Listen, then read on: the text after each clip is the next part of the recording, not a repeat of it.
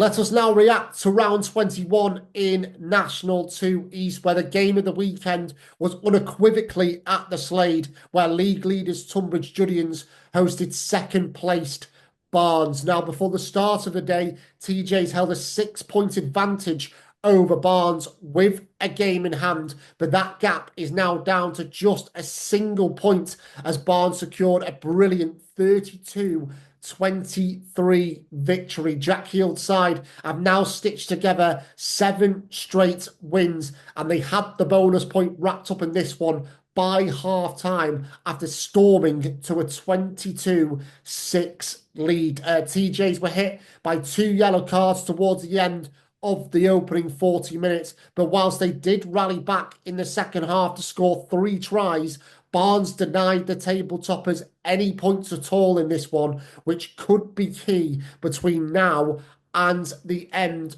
of the season. So a first home defeat of the term for TJ's, but the long and short of it is the promotion race is well and truly on again in National 2 East, and it also makes TJ's game in hand at 9th place Guernsey on March 29th in 2 weeks' time. Very crucial indeed, but the destiny of the title does still remain in Tunbridge Judeans' hands despite this setback. So really good stuff at the top of the division if you are a neutral, but it was also a massive weekend towards the other end of National 2 East, especially for 13th place Colchester, who clinched a timely and dramatic first home win of the season as they beat Westcombe Park 45-41 after heartache in round 9 when a late Harry Hudson try snatched a 39-36 victory for Westcombe Park over Colchester. It was roles reversed last Saturday as Cameron Kerr became the hero for Colchester as he dotted down right at the death, to seal the win for Mike Hayward's side. And 5th place Westcombe Park thought they had won it late on when Leo Jowett charged over on 75 minutes, but fine margins going Colchester's way, and it keeps their survival hopes alive in National 2 East. And interestingly, Colchester faced the 3 teams around them in the table in their final 5 matches of the season, but more on that to come a little bit later on. But for now, as you can see, 2 wins from the last 3 games keeps Colchester in the fight, while fellow bottom 2 side Worthing were left crestfallen in round 21 as an Oxford Harlequins fight back in the final quarter denied them back-to-back home victories. Now, Worthing had built a lead of 32-17 after 57 minutes and still led 35-29, 6 minutes from time, only for Zach Taylor's try and Ross Cutt's conversion to break their hearts. 2 bonus points for Worthing in this 36-35 defeat,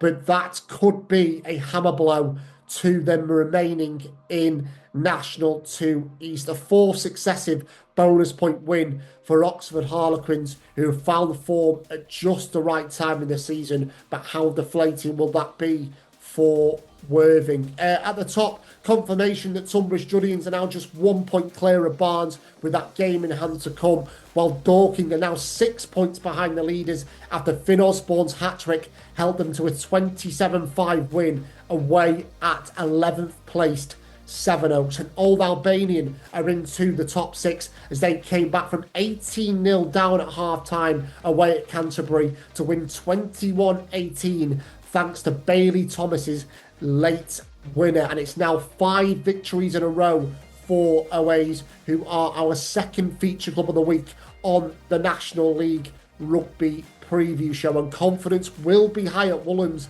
after 7 victories from their last 8 games, and OAs are actually on course for their highest finish in National 2 since they were relegated from National 1 in 2018, and that would be a really nice way for OAs to mark their centenary year as a club, which they have been celebrating during the course of this campaign. And the visit of league leaders Tunbridge Judeans on Saturday in their penultimate home game of the season will only add to the occasion.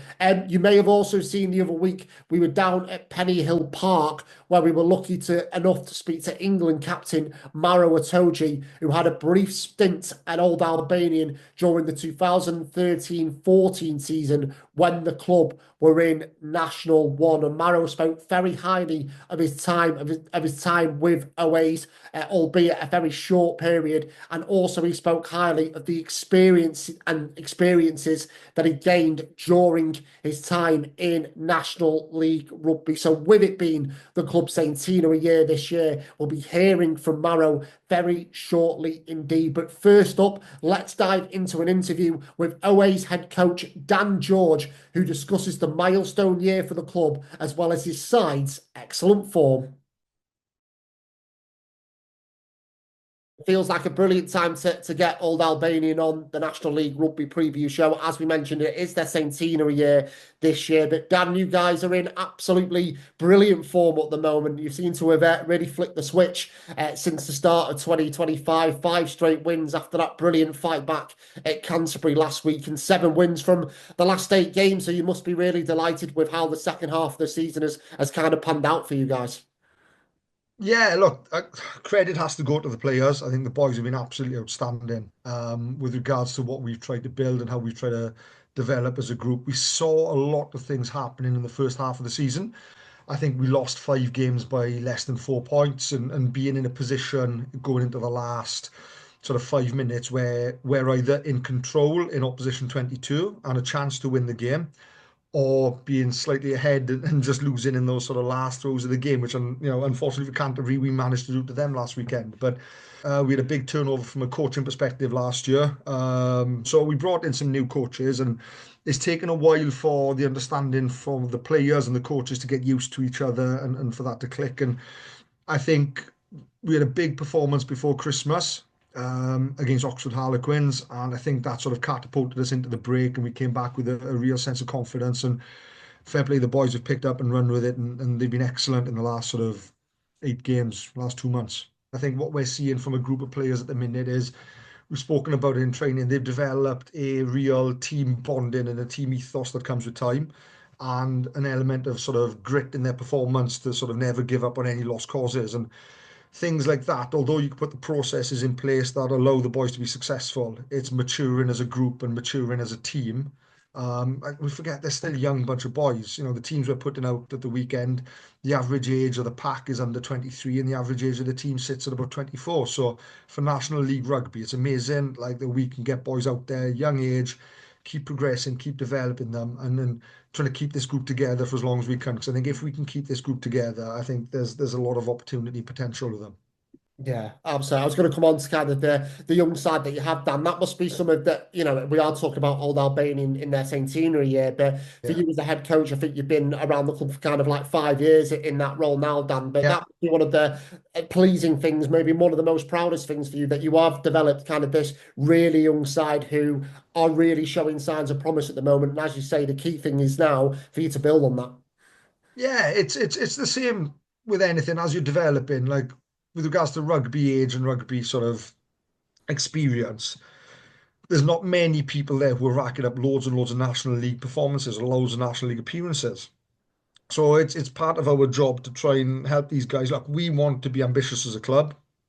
We are ambitious as a club, and I think we're putting things in place over the last sort of 6 to 12 months that's showing loads and loads of growth off the field, which is massive for us. I think we're in such a lovely part of the world, like 35 minutes out of central London, really like in the green belt, such a lovely part of the place of the world to live, that there's a lot going for the club and things that we haven't tapped into over the last few years. And I think we're starting to show that now. And I think the feeling off the pitch has sort of bled into the pitch, and the boys being quite young have got that sort of energy amongst themselves where they socialize with each other, they go out with each other. And like big thing we were trying to do is, if you keep girlfriends and wives happy, the players will be happy. And we've had a real drive to try and get them all to games and to create that bond amongst each other that makes people want to come back and play and be part of our group. And I think that's been the biggest upturn, is that the boys have really bought into each other as much as anything. We understand that you're not going to come to Old Albanians to make yourself rich. You're not going to come to Old Albanians, National League Two, to, become ridiculously wealthy, or like, we're there to supplement sort of your rugby. Like, that's the long and the short of it. So we create an environment, or we try to create an environment from a training perspective, that we talk about a sort of 70-30 rule. Well, I talk to players about it, is that I'd rather have you present at 70% of everything we do, but 100% engaged with regards to where we're trying to go, as opposed to 100% there, but only 70% engaged. So we try and marry it up and look at it from that side. And we've become really good over the last few years, I feel, at managing players, how they transition into their work. So there's a lot of either young people transitioning from university to finding work. So it's being sort of understanding that they can have different pulls, different stresses on their time.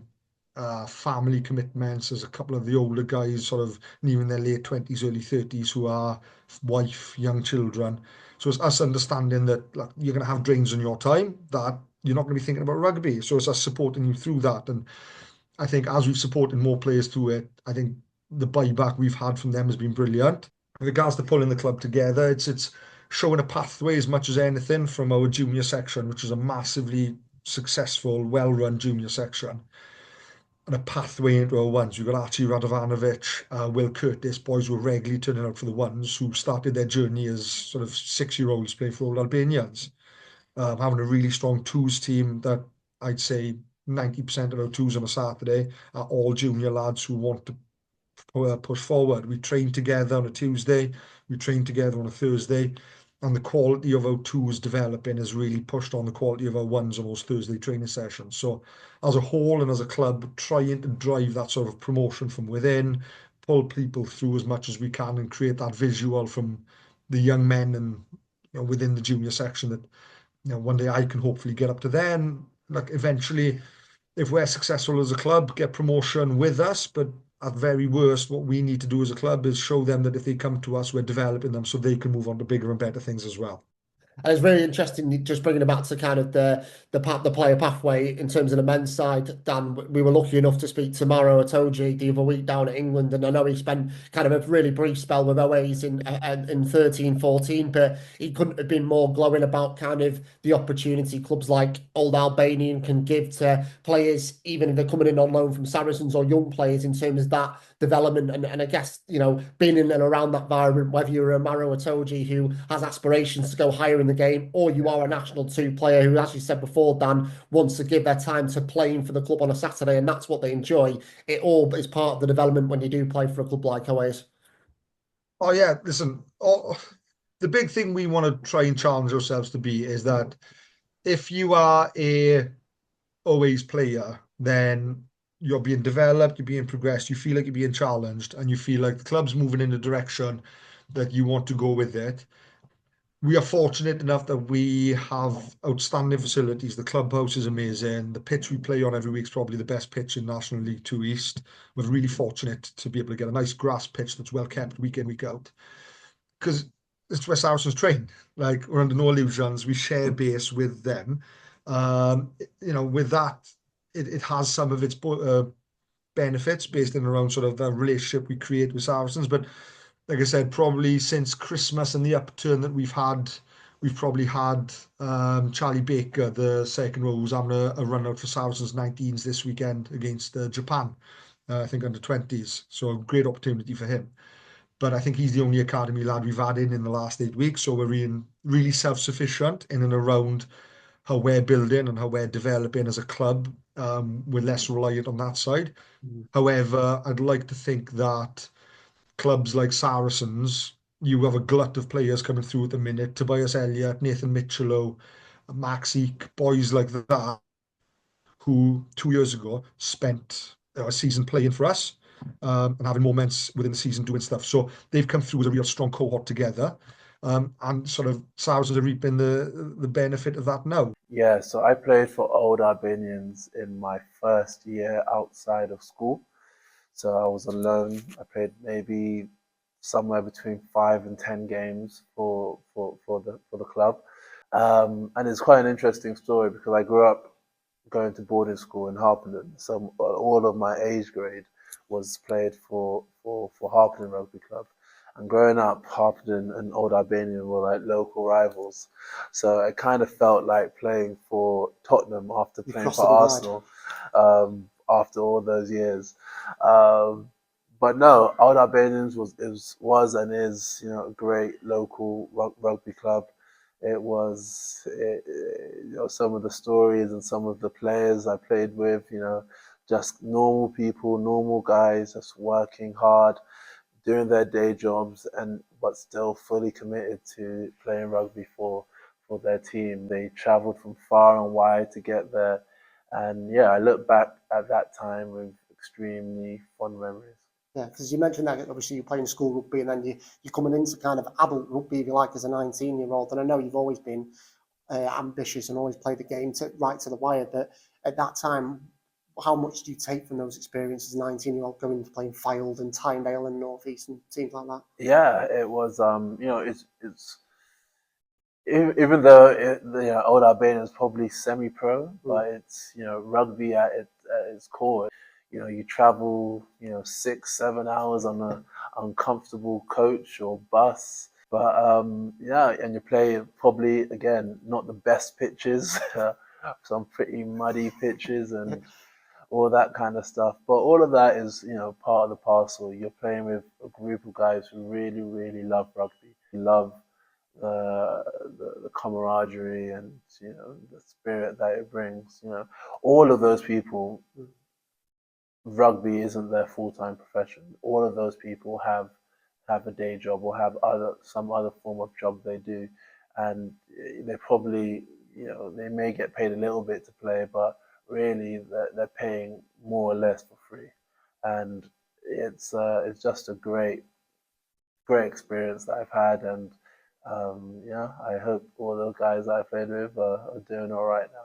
Yeah, because I was going to mention kind of the season you played for the Maro. I think you went on to win the Under-20s World Cup. So, and I know it played a really small part there, but how much do you kind of take from that learning experience as a 19-year-old playing in those games, and how much did your attitude have to be right as well? Because you obviously were with Sarries as well, playing with England, and then you're being asked to play National One Rugby and a free-year-old player. You always want to be at the first team, don't you? So, how much do you take from that? No, of course, I think in life, in rugby, especially as a young player, you just need to be consistent. You need to be consistent with your training, be consistent with your attitude, be consistent with, you know, everything you do, because you never know. You don't want to be one of those players that you only play hard when you're with your club, or with your Premiership club, or when you're with England. You want to be one of those players that plays hard regardless of where you are in the environment you're in. Not many 18-year-olds are ready to go straight into Premiership rugby. You know, I wasn't. I wasn't. Needed a little learning experience.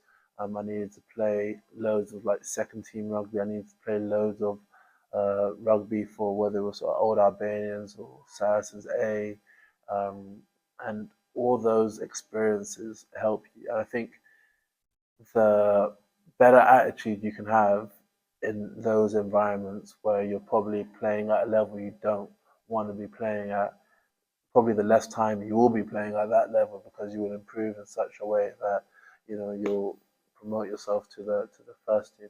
Most young men aren't ready, and sometimes championship is too high a level for them when they come straight out of school. So that's why National One, National Two, those sorts of environments are crucial for them, because it helps them with their rugby education. It helps them, you know, learn and get used to playing with men, because playing men's rugby and, you know, under 18s are two very different things, and you need to like build up your tolerance to and understanding, particularly for forwards, but as well for backs. You want to know what it is to like play that level of rugby. And any memories from playing for Oasis that you can kind of stick out for you? I know you scored a couple of tries for them as well, but any memories of coming up against some difficult scrummager or difficult set piece players? Yeah, I don't particularly remember the names, but as you said, we had a trip up to Fylde, which was somewhere up north. I don't know, I can't remember exactly. What's the Lancashire way. yeah? What's the one in Blackpool? What's the team in That's Blackpool? Fylde. That's Fylde. Yeah. Okay. Then what's the one further north of that? So that's Tyndale, which Tyndale, is northeast, yeah. like near Newcastle. So we played them again, up in the I middle think of that's where you scored, actually. maybe. I think the pitch was like this, if I remember I've got correctly. slowly, like, Yeah. just like that. Very muddy. I think we may have even lost that game. But yeah, all of those are wonderful experiences. I don't want to do them now. That was I definitely don't want to experience that again. But back then it was, I value that. I just wanted to mention one thing just away from the rugby itself. Dan, you mentioned before we hit record kind of what the club are doing in terms of the community and setting up networking events as well for individuals to attend. So it's not just the players who are pulling on a shirt on a Saturday afternoon who are developing it as individuals. It's everyone in the community as well. Yeah, so it's been a real big sort of development this year, is that for where we live, we haven't, and where we were based, we haven't had a massive connection with St Albans as a town or as a city, really. And I think it's such an untapped area for us to be able to develop and to be able to grow as a club. And Rob Kennedy's done unbelievably well. Him, James Osborne, and Scott, our chairman, they've really driven all the off-field side of stuff. And what's been massive is once a month, on a Thursday, we run like a networking event where local businesses, local people can come down, sit down, chew the fat, have a bite to eat, network with each other, see how they can help progress each other's businesses and stuff. But then what also happens is that they hang around, and players come in after a sort of team session on a Thursday, and they can interact, they can engage, they can have conversations. So any players that might be looking to diversify into a different field or progress or move somewhere else, it creates those sort of natural, warm conversations.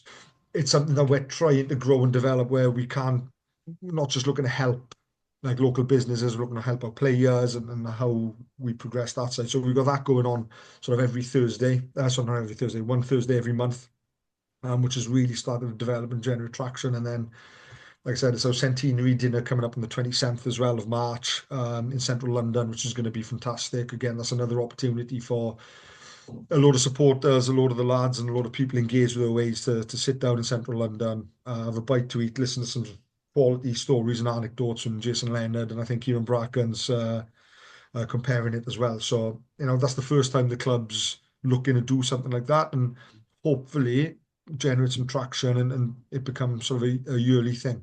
Just to bring it back to the National 2 East side of things going into kind of this weekend. Obviously, confidence, I guess, and spirits will definitely be high in training this week after the win over Canterbury. But you are welcoming the league leaders, Tunbridge Julians, to your place on Saturday. They had a little bit of a stumble last week against Barnes. But when confidence is high, when you are seeing things click on the field, that synergy that I spoke about there, Dan, you must be going into Saturday in really good spirits and thinking, you know what, we can beat anyone in this league at the moment. Oh, look, the long and the short of it is that we'll obviously have one eye on the opposition, see what they do, but like we've focused a lot on ourselves over the last sort of couple of months, and that's what we're going to keep doing. From our side, we know TJs have been a powerhouse in National 2, been a powerhouse in National 1. They've been up and down a little bit, but the long and the short of it is that they're in the driver's seat to go up this year. Like, they've had a great season. They did have a stumble last week, but like, they're in the driving seat. For us, it's an opportunity just for the boys to test their arm against the best in the league and listen, see what happens. Boys are obviously buoyant, as you would be after a couple of wins.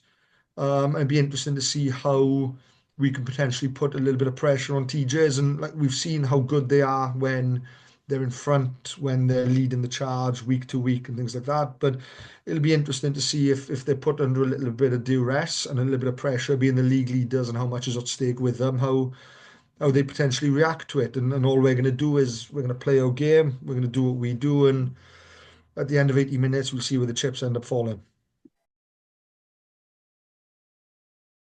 So a big thanks to Dan, and of course a massive thank you to Maro for his time the other week. Really appreciate England's media team organising this for us as well. They didn't need to, but they went out of their way to make it happen. So thank you to them. Thank you to Maro. And of course, thanks to Dan as well for his time this week. And great to hear Dan talk about how much the club are looking to take positive strides in their centenary, not just the men's first 15 team that we see in National 2 East every single week, but across the club as a whole, and also in the community as well. So great stuff from Old Albanian in a special year for them as a club, but bringing it back to the first 15 and bringing it back to National 2 East this week. Oways do host table toppers Tunbridge Judians, who will be out for an immediate reaction in terms of the title race. Well, as you can see at the bottom of the list,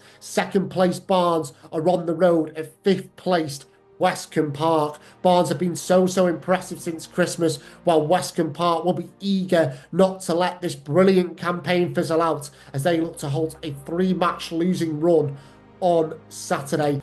Third place Dorking, they are back at the big field to face bottom club Worthing, who will be desperate for a positive outcome in Surrey, while it feels like a massive few weeks for Colchester. Mike Haywood's side actually face Worthing away from home next Saturday, and they also travel to 12th place Havant in April. But first up, they are back at Raven Park to host Sevenoaks. Colchester targeting back-to-back home wins, and remember their first victory of this season came away at Oaks in November, so they would love a repeat of that in round 22. It is also a big game from a Sevenoaks perspective, who are 10 points clear of the danger zone, so they'll be aiming to respond to back-to-back losses.